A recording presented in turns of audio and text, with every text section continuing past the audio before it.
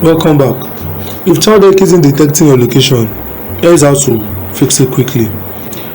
First, swipe down your phone's notification panel and make sure your main location or GPS toggle is turned on. Secondly, tap and hold on the Chowdeck app icon. Tap Info, select Permissions, then choose Location and set it to allow while using the app. Make sure your precise location is also enabled. Thirdly, ensure your mobile data or Wi-Fi is active, as the app requires an internet connection to map your position. And the fourth thing to do is go back to app info on your phone settings, tap storage and clear your cache to remove temporary system glitches.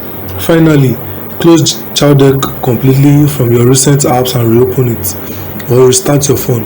With this, everything will get back to the right way. Thanks for watching. Take care.